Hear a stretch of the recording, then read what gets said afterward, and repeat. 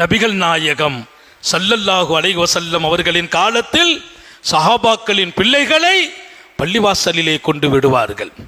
மஸ்ஜித் நபவியில் பெருமானாரோடு உட்கார வைப்பாங்க. பெருமானாருக்கு பின்னால் தொலை சொல்லுவாங்க. பெருமானாருடைய சபையில் இருக்க செய்தாங்க. பெருமானார் தடை செய்யலை. இன்னைக்கெல்லாம் சின்ன பிள்ளைங்களை பள்ளிவாசலில் நம்ம வந்தால் விரட்டுறோம், வெளியே போ பத்துறோம். அது அல்ல, பெருமானார் அனுமதிச்சாங்க. ஏன் அனுமதிச்சாங்க? அந்த பிள்ளைகள் வரட்டும், நிற்கட்டும், பெரியவர்கள் பக்கத்தில் வச்சுக்கங்க. உங்களை பார்த்து அந்த பிள்ளை பழகணும், தொழணும்.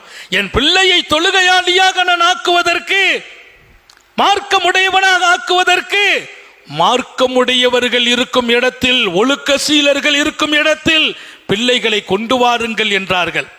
ஒரு கட்டத்தில் பிள்ளைங்களுடைய சலசலப்பு கூடும்போது தடுக்கிற காரியங்கள் வருகிறது. ஆனால் பக்குவத்தை கொடுத்தாங்க. பள்ளிவாசலிலே தொட்டில் கட்டி சிறுவர்களை படுக்க வைத்தாங்க. 3 மாசம் 4 மாசம் 5 மாதம் அந்த குழந்தையை அந்த தாய்மார்கள் மஸ்ஜிதுக்கு கொண்டு வந்து மாநபியின் பள்ளிவாசலில் தொட்டில் கட்டி அந்த பிள்ளையை படுக்க வைத்தார்கள். சுபுகு தொழுகையில் பெருமானார் தொழ வைப்பாங்க. பிள்ளைங்க தொட்டில்ல தூங்கும். வந்தவங்க கேட்பாங்க, ஏம்மா வீட்டில் பிள்ளைங்களை போட்டுட்டு நீங்கள் பள்ளிக்கு வர வேண்டியது தானே? பெண் மக்கள் அனுமதிக்கப்பட்ட காலம், பின்னால் தடை செய்கிறாங்க. ஏன் இங்கே கொண்டு வந்தீர்கள்? அந்த தாய்மார்கள் சொன்ன பதில், நாங்கள் ஆசைப்பட்டோம். காலையில் எங்கள் பிள்ளைங்க 3 மாசம்தான் 4 மாசம்தான் பள்ளிவாசல்ல எங்கள் பிள்ளைங்க தொட்டில்ல வந்து முழிச்சிட்டு இருக்கோ தூங்குதோ, பெருமானார் ஸல்லல்லாஹு அலைஹி வஸல்லம் சுபு தொழ வைப்பாங்க. நபியினுடைய கிராத்தை எங்கள் பிள்ளைகளின் காதுகளில் கேட்டு உள்ளங்களில் போய் சேர வேண்டும்.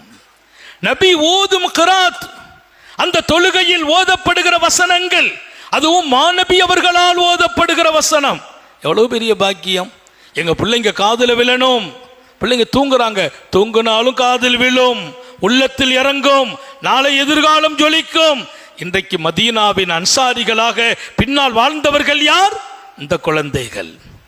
எந்த குழந்தைகள் தாயால் இப்படி வார்த்தெடுக்கப்பட்டதோ, இந்த சமூகத்தின் மிகச்சிறந்த மார்க்கத்தின் ஞானமுடையவர்களாக, இந்த மார்க்கத்திற்கு தோள் கொடுத்தவர்களாக அந்த பிள்ளைகள் உருவானார்கள். அப்ப பிள்ளைகளுக்கு ஒரு தந்தை கொடுக்கிற சன்மானம் என்னன்னு கேட்டாங்க.